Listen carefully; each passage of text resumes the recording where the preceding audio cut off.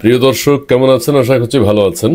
বাংলাদেশে একটা অভিনব ঘটনা ঘটে গেছে যে শাহবাগে বেশ কিছু মানুষ, লক্ষাধিক মানুষ জড়ো হতে চেয়েছিল যে তাদেরকে 1,00,000 টাকা থেকে 1 কোটি টাকা ঋণ দেওয়া হবে বিনা সুদে।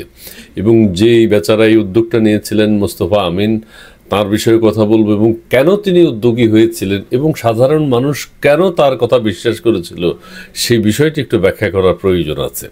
জি, মোস্তফা আমিনকে এখন বেরসিক পুলিশ তার 17-18 জন সদস্য সহ গ্রেফতার করেছে। এটার জন্য তীব্র নিন্দা জানাই। তার এই যে ক্রিয়েটিভ চিন্তা, তার যে অভিনব চিন্তা, এটির জন্য তাকে পুরস্কৃত করার কথা ছিল, পুরস্কৃত করা উচিত ছিল, কিন্তু তাকে গ্রেফতার করা হয়েছে। এটা দুঃখজনক। আর কেন তিনি উদ্যোগী হলেন সেটি হচ্ছে আমাদের প্রফেসর ডক্টর মোহাম্মদ ইউনূস। তিনি ক্ষমতায় এসেই বলছেন যে হাজার হাজার কোটি ডলার যারা পাচার করেছে সেই টাকাগুলো তিনি ফেরত আনবেন। এটা হচ্ছে একটা ব্যাপার। তার উপর আমাদের তারেক মনোয়ার হুজুর সাহেব তিনি বলেছেন যে ইউনূস কাগা অলরেডি 30,000 কোটি টাকা লইয়া আইছে। 30,000 কোটি টাকায় ইউনূস ভাই লইয়া আইছে। একবার ভাই কয়, একবার কাকা কয়, লইয়া আইছে। সাধারণ মানুষ তো এই কথাগুলো জানে, সবাই শুনেছে যে 30,000 কোটি টাকা অলরেডি চলে আইছে। তারেক মনোয়ার হুজুর বলছে, বিশ্বাস না করে উপায় কোথায়? বিশ্বাস করতেই হবে। তাছাড়া আমাদের প্রফেসর ইউনূস সাহেব হচ্ছেন ক্ষুদ্র ঋণের জনক। তিনি নানান থিওরি দিয়ে থাকেন। সারা দেশে সুদের ব্যবসা তিনি করেন, কিন্তু সুদ ছাড়া এইবারে টাকা দেওয়া হবে শাহবাগ থেকে।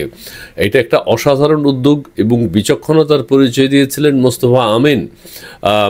তিনি বিশ্বাস করেছেন প্রফেসর ডক্টর ইউনূস লক্ষ কোটি টাকা নিয়ে আসবেন, মানুষকে বিনা সুদে টাকা বিতরণ করা যাবে। মানুষের মধ্যে ইউনূস সাহেব সম্পর্কে একটা আস্থা তো আছে, একটা বিশ্বাস তো আছে। তাছাড়া তার গ্রামীণ ব্যাংক আছে, তারা ক্ষুদ্র ঋণের কাজ করেন, সবাই তাকে সুদখোর বলে। তিনি এবার সুদ না নিয়ে কিভাবে মানুষকে টাকা দেয়া যায় সেটার চেষ্টা করেছিলেন। এটা সাধারণ মানুষ ভেবেছে যে এবার আর সুদ নিবে না। সুদ উনি অনেকবার নিয়েছেন, বদনাম হয়ে গেছে। হুজুররা ওনার নানানভাবে ওনার এই যে সুদের কারবারটার সমালোচনা করে থাকে। এইটার ভালো লাগছে না। নিশ্চয়ই ইউনূস স্যার এবার বিনা সুদে টাকা দেবে। এবং শাহবাগের লক্ষ লক্ষ মানুষ আসার চেষ্টা করছিল।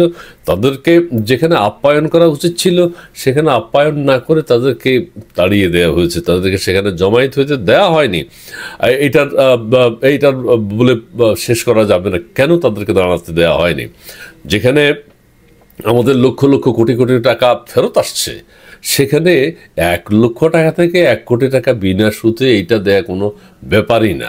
মোস্তফা আমিন সাহেবের মাথায় যে এই চিন্তাটা এসছে, এটা তো প্রফেসর ডক্টর মোহাম্মদ ইউনূস তাকে যমুনাতে নিয়ে সম্মানিত করা উচিত ছিল। যে এই চিন্তাটা ইউনূস সাহেবের মাথায় আসেনি। ইউনূস সাহেবের যে উপদেষ্টা মণ্ডলী আছে তাদের কারো মাথায় আসেনি। সেখানে এসছে কার? মোস্তফা আমিন সাহেবের বাসায়।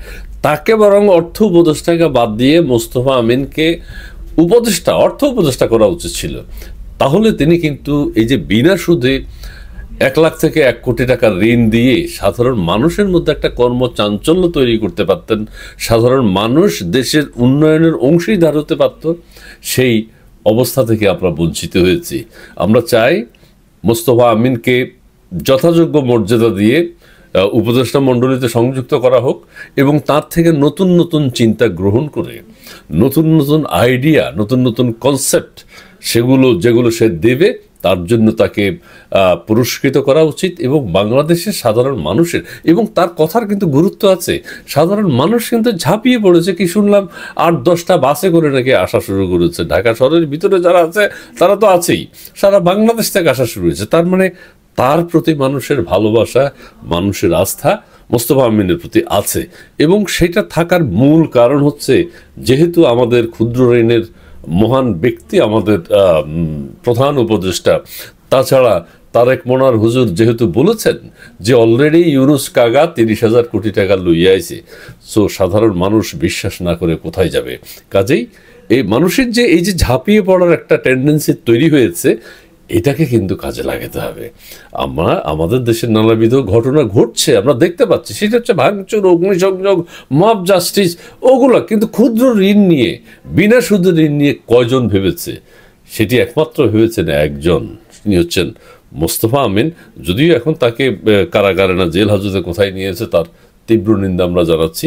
প্রিয় দর্শক, ভালো থাকবেন, সুস্থ থাকবেন। বাংলাদেশে প্রচুর ঘটনা ঘটছে এবং প্রচুর ঘটনা, এগুলো নিয়ে কিন্তু আমরা খুব ব্যস্ত থাকি, সোশ্যাল মিডিয়ায় ব্যস্ত থাকি, পত্রপত্রিকা পড়তে থাকি। আমরা কিন্তু খুব ব্যস্ত। সারা পৃথিবীতে বাংলাদেশের মানুষ যারা আছে তাদের ঘুম নেই, রাত দিন 24 ঘন্টা আমরা শুধু ভাইরাল ভিডিও পাচ্ছি, ভাইরাল হচ্ছি। যাই হোক, সবাই ভালো থাকবেন, সুন্দর থাকবেন, সুস্থ থাকবেন। ধন্যবাদ জানিয়ে আবারও বলছি, মোস্তফা আমিনকে অবিলম্বে মুক্তি দেওয়া হোক।